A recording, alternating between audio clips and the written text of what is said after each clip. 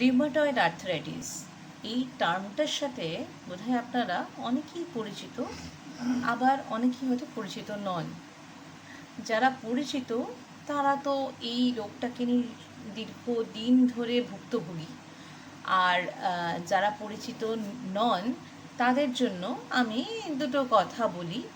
সেটা হচ্ছে রিউমাটয়েড আর্থ্রাইটিসকে মানে প্রচলিত বাংলায় যেটা বলা হয় সেটা হচ্ছে গেঁটে বাত। মানে এই রোগ আক্রান্ত মানুষেরা বডির প্রত্যেকটা জয়েন্টে সেই প্রত্যেকটা জয়েন্টেই ব্যথা অনুভব করবে এবং সেই ব্যথা সঙ্গে ফোলা ভাব এবং তারও সাথে জায়গাটা একটা ইনফ্লামেটরি কন্ডিশন তৈরি হয়ে যাওয়া। কখনো কখনো সেই ব্যথা ফোলা এবং ইনফ্লামেশনটা দীর্ঘদিন ধরে থাকতে থাকতে সেই জয়েন্টসগুলো একটা ডিফর্মিটি গ্রো করে যাওয়া, এইগুলো কিন্তু সচরাচর রিউমাটয়েড আর্থ্রাইটিসেরই একটা বিশেষ লক্ষণ বলে পরিচিত।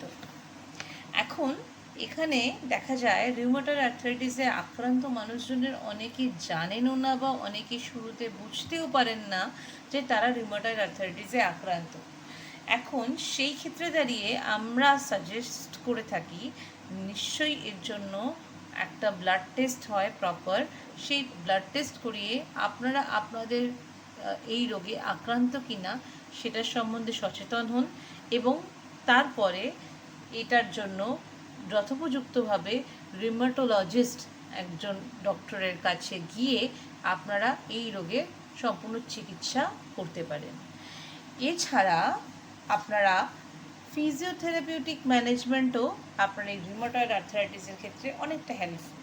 তো সেই জন্য যদি কোনো রকমভাবে রিউমাটয়েড আর্থ্রাইটিসের কারণে আপনারা ব্যথা যন্ত্রণায় আক্রান্ত মনে করছেন, সেই ক্ষেত্রে আপনারা একটা ভালো ফিজিওথেরাপিস্টের পরামর্শ নিয়ে আপনি আপনার ট্রিটমেন্ট এগিয়ে যেতে পারেন এবং আপনার কন্ডিশনকে অনেক বেটার জায়গায় নিয়ে আসতে পারেন এই ফিজিওথেরাপি এবং মেডিকেশনের মাধ্যমে।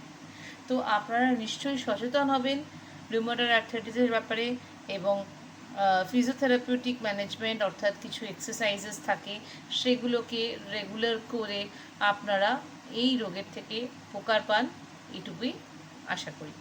নমস্কার।